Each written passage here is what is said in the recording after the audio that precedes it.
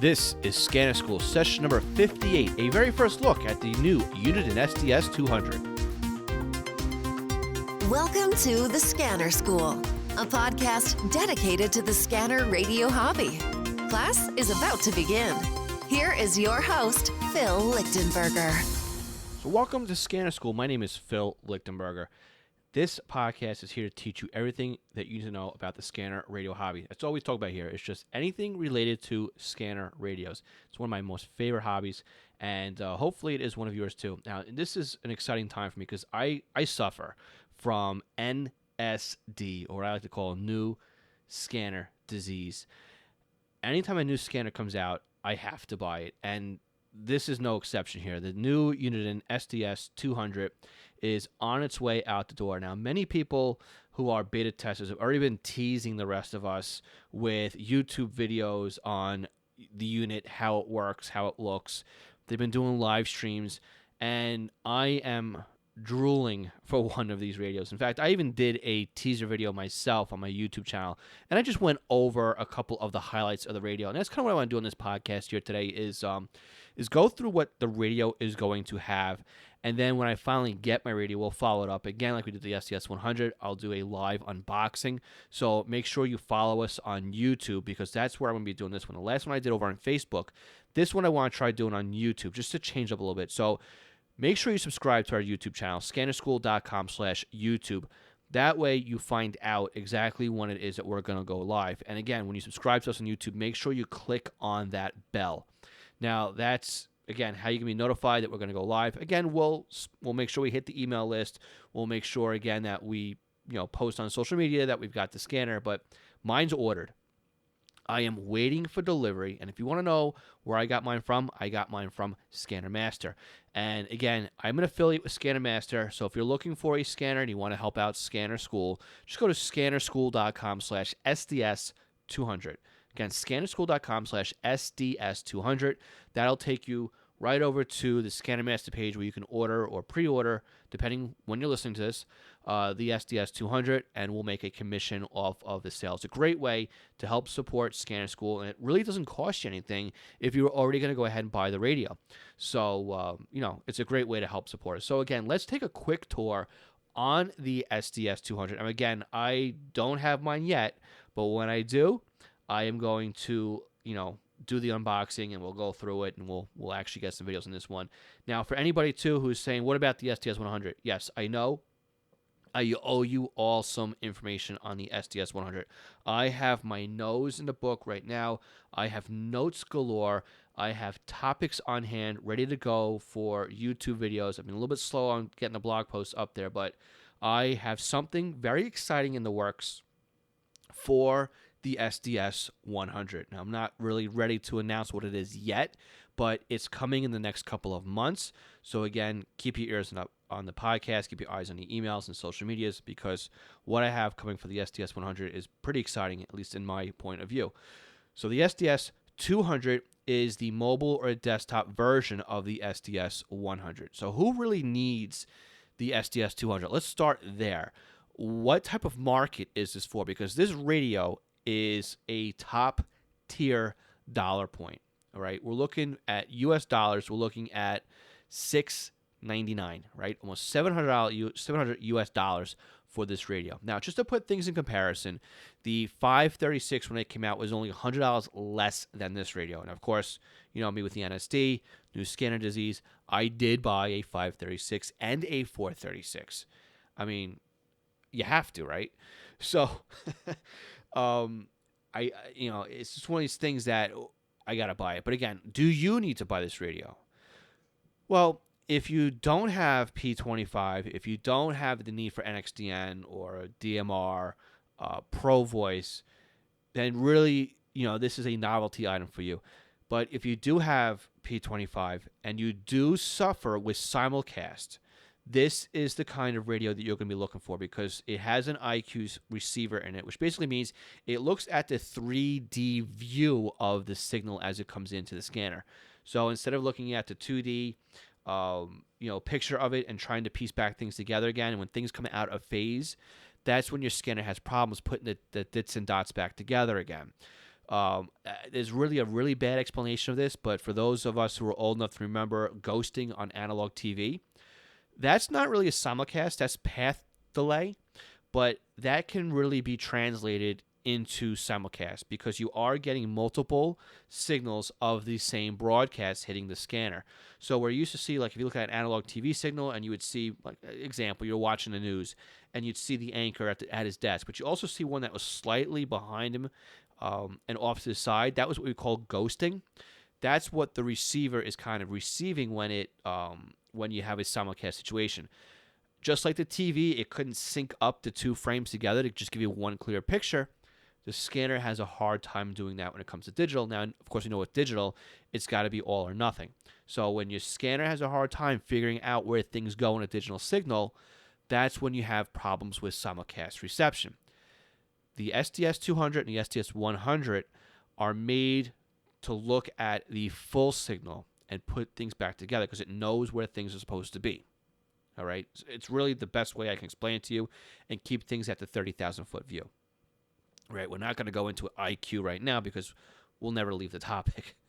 I want this to be about the SDS200. So, the SDS200 is really for those of us who have NSD, who need the latest and greatest, that just like playing with, toys, or have a need for simulcast, and we're really getting beat up by simulcast. Me, I don't fall into the simulcast category yet. All right? My local system, I'm fine with P25 and DMR. I don't have a simulcast issue. My neighboring county, though, that's going to be a problem. Both sides of me, actually. New York City is to my west. Suffolk County to my east. Suffolk County is just launching a brand new system. So they're going to have simulcast issues out in Suffolk County. So, this is my really first example of going to play with one, and they're launching that system now. So I really look forward to playing around with the SDS100 and 200 versus the 436 and 536 out in my neighboring county. So the very first thing, though, we see when we look at this scanner is the enormous display. Now, if you haven't seen any pictures of this scanner, again, I invite you to go to my YouTube channel where I have a video on what the scanner looks like, scannerschool.com/YouTube. It's again, just like the SDS100, it's a multi-line color display that you can customize. You can basically pick whatever options you want in certain parts of the screen. You have a very simplified view, and you have a gorgeous detailed view. So detailed view will give you your RSSI or your received signal strength indicator, unit IDs, the WAC and the system ID. Basically, anything that is broadcast over the scanner needs to know, it can display on the screen. You can change the colors, so it's really nice. But again, the screen is large. It's 3.5 inches high. Right? And what that really translates into, I'm sorry for all you European guys, I only have the specs here in inches, but I'll flip the card here for you. It's a DIN E size. So where a standard DIN is 180 millimeters by 50 millimeters, and a double DIN would be 180 millimeters by 100 millimeters, the DIN E is 180 by 75 millimeters. So basically it's 1.5 DIN. All right.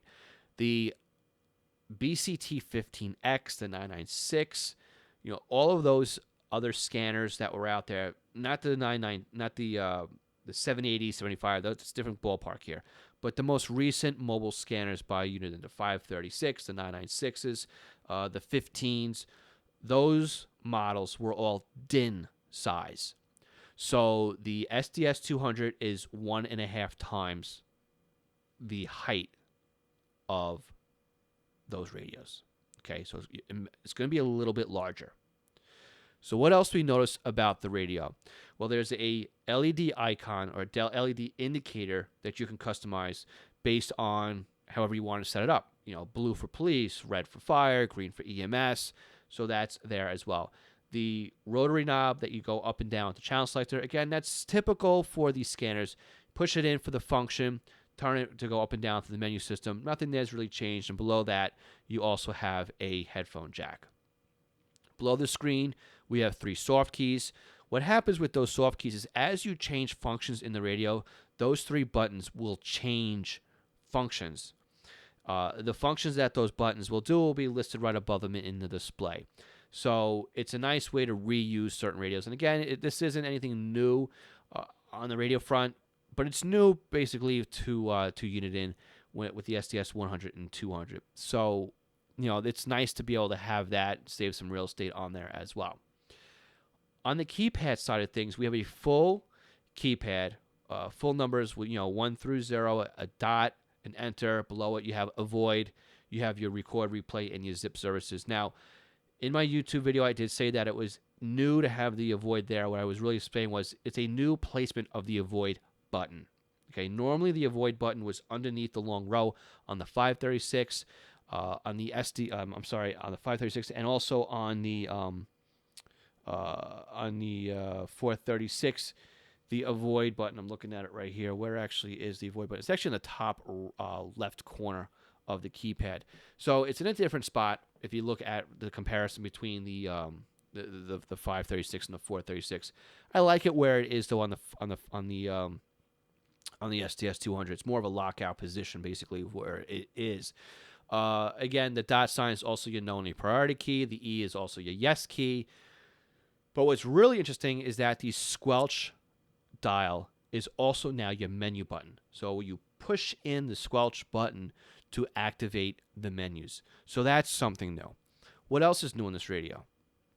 It has a USB-A connector, which is the old typical rectangle USB ports. It has a micro USB, which is basically the go-to USB adapter at this time. It's not, I guess USB-C is now the new one, but this is a very popular, it's found basically on all electronic devices. It's not the same connector, though, that was found on the SDS100, the 325. Even the TRX1 doesn't use that for your Whistler folks, right? This is more for like the Android phones, Raspberry Pis, a lot of electronic gears use this micro USB adapter. And of course, on the front, we have our micro USB. Our micro SD card, which is what holds the Home Patrol database on it. But we also have a LAN port on the front of the unit. Now, this LAN port is how you program and communicate with the scanner. I'm not really too thrilled to see this personally because I'm kind of curious as to how this connects to your computer. Do you have to plug it into a switch, an Ethernet switch? Can you use the USB-A port with your old Wi-Fi dongle that came from the 536? So again, can you use the USB port and plug it into your computer in order to update the SD card? So, I'm hoping that it's USB controlled to the radio, to the computer, and then it has LAN and it's hardwired in that way. Because I think really it was issues with the Wi-Fi adapter, though I've never really had any issues with Wi-Fi.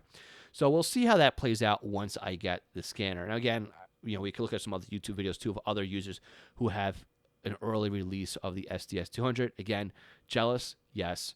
But again, we'll cover that, when I start my full-on review of the SDS200. As we flip the radio around, we look at the back of the radio, we notice some new things back here. So we have a typical BNC antenna port. We have our standard speaker jack.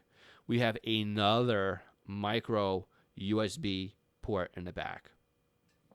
We have our standard 12-volt DC port that all the Uniden scanners have, as well as the 3-prong typical Uniden power port, which gives you your 12 volts in, gives you your ground, and it also gives you a secondary 12 volt, which is for the dimmer. You would run that into your fuse panel, into something like your headlights or your wipers, and that would dim the display on the scanner, so it dims at night, which is pretty cool. But what's really interesting on the back of the scanner is it has another like RJ45 or 11 jack. I'm really not sure what the size of it is because I don't have one in front of me, but it looks like a LAN port, but it's not a LAN port. There's no DB9 on this. There's no serial connections on this scanner. So the GPS is actually one of these RJ45 or 11 plugs, which means now instead of using the BC or the Bearcat GPSK or the Bearcat GPS kit, you now need the CB GPSK. So don't buy the BC, buy the CB. That one has the modular jack that you need for the SDS200. Now, I've been looking around for pricing, and every place says it's either sold out or not yet available. It's the same GPS connector, or the same GPS puck you'll need for if you have the CB885 tracker. It's the same one as that. So, I think Uniden is kind of changing things around again, but we'll take a look. All in all, the radio is pretty interesting. Scanner School is sponsored by East Coast Pagers. And East Coast Pagers is one of my little side businesses. East Coast Pagers specializes in paging. It's what we do. So for Unication, Apollo, and Swiss Phone Pagers, I actually sell a lot of those one-way POGSAG pagers to a lot of departments that still use those. So if your department still needs the old-style beepers, reach out to us. We carry them.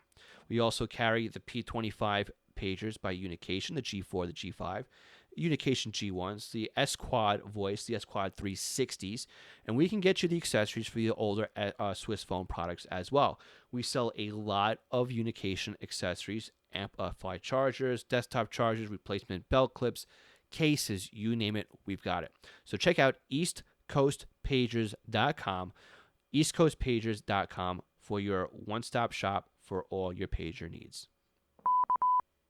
Okay, so let's look at some of the specs on the scanner. We went through a little tour on what the scanner looked like. Let's look at the guts here. Let's go through what really you're buying here. So again, we talked about the large color display. We talked about the DIN chassis size, the DIN E chassis size, the external speaker jack, the future expansion USB-A jack. So we'll see what that's for. What does this do, though? It actually gives us what they call the Trunk Tracker X, right? That's what they're marketing for the SDS100. They're calling this also a Trunk Tracker X as well. So that means it does the P25 Phase 1, Phase 2. It does Motorola Type 1, Type 2, EDAX, and LTR trunking. It also supports Moto Turbo Capacity Plus and Connect Plus. We've talked about these in previous podcasts, right? DMR Tier 3, Hytera XPT, single channel DMR, also NXDN, and EDAX Pro Voice. So from those specs right there, you will need to pay an extra fee for the DMR and Hytera, right? It's all wrapped into one. NXDN will be another paid upgrade. And the EDAX Pro Voice is yet another paid upgrade. But you only need to buy what you need here. So in my neck of the woods, yeah, DMR is pretty useful. NXDN is a nice to have, but we don't have any EDAX Pro Voice, so I don't need to buy that. So your money may vary as to what it is you need to upgrade into.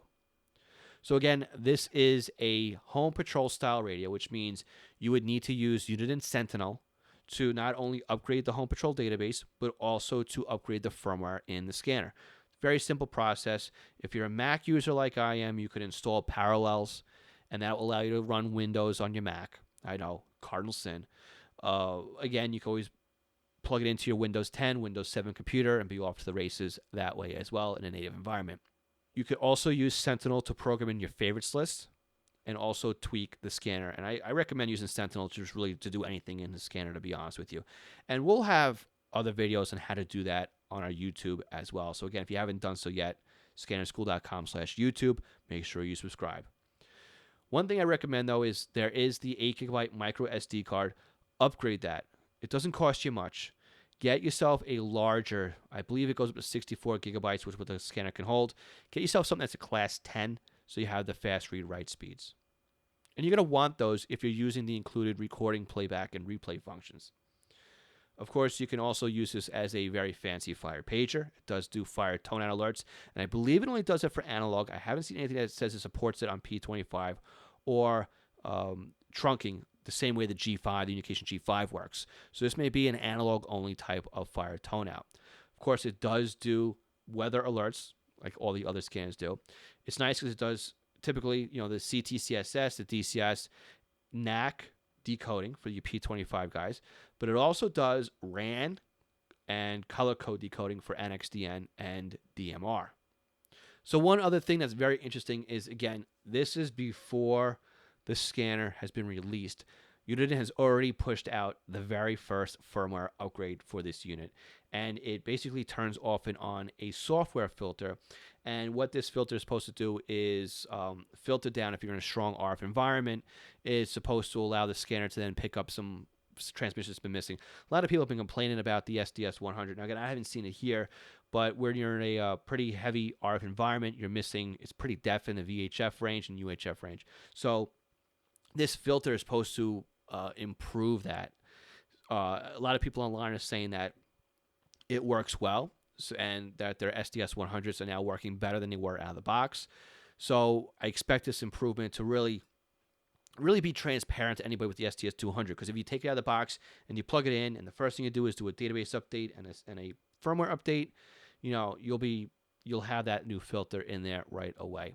So this scanner is, like I said, it's top of line. It does come at a price tag, but if you take the cost of inflation, what costs you $700 now is still expensive. But if you remember what you paid for your Pro 2004, I mean, my 785 cost me about $350, $400 when I bought it back in the day, and that didn't even include the P25 card. The P25 card was another $350.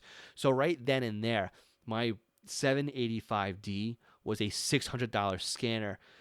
When did that come out? About the 2000 time frame, maybe 2001. So I mean, that's still expensive by today's standards. 18 years ago, that was very expensive. So new things cost money. And when people say, "Oh, it's expensive radio," yes, you're right, it is a very expensive radio.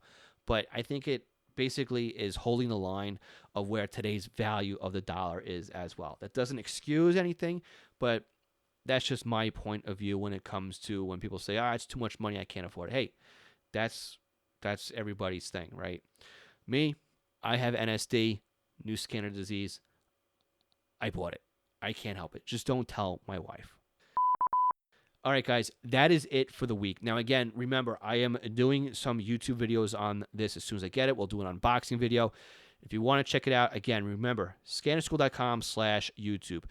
Just like I was doing or supposed to be doing on the SDS100 over at SDS100review.com, I now have SDS200review.com, where I'll be documenting, hopefully in much better detail and more timely fashion, my review on the SDS200. So I do have somebody helping me out on this one, so that should help get that process done faster. And that same person is now helping me out with the SDS100 to at least get those thoughts from chicken scratch onto a blog post. All right, so that is definitely also still coming. We're still working on that. So if you want to know more about the SDS200, I recommend going to SDS200review.com. Sign up for the email newsletter over there. We're only going to talk about SDS200s on that email list. We're not going to talk about Scanner School over there. So that's a dedicated list just for the SDS200. And we'll link to everything in the session notes. So again, if you're looking to buy an SDS200, scannerschool.com/SDS200 would really help us out if you used our link. SDS200 review is where I'll be posting my reviews. On my YouTube channels, where we'll be posting some videos on the scanner itself. And finally, once I get the radio in hand and we do the unboxing video, again, we'll do that on YouTube, we'll circle back around and we'll do a full-on detailed review on how I like this scanner and how it works and how it compares to the 536 and how it also compares to the SDS100. So that's it for the week. I want to thank you all again for being there. And of course, we want to thank our Patreon supporters: Brian Southworth, Dan, James Felling, Ken Newberry, Kenneth Fowler, M.T. Bono, Mark Beebe, Raymond Hill, and William Arkand. I want to thank all of you for your continued Patreon support. Again, if anybody else wants to help support us on Patreon in any other way, scannerschool.com/support. All right, guys, we'll catch you next week for our Ask Scanner School. We got something different this week for Ask Scanner School. I did a consulting call with somebody, and you will be a fly on the wall as I help walk them through a couple of questions they had about their scanning and their setup. All right, guys, till next Tuesday, I want to say 7-3. My name is Phil Lichtenberger, and this is Scanner School, a podcast dedicated to the scanner radio hobby.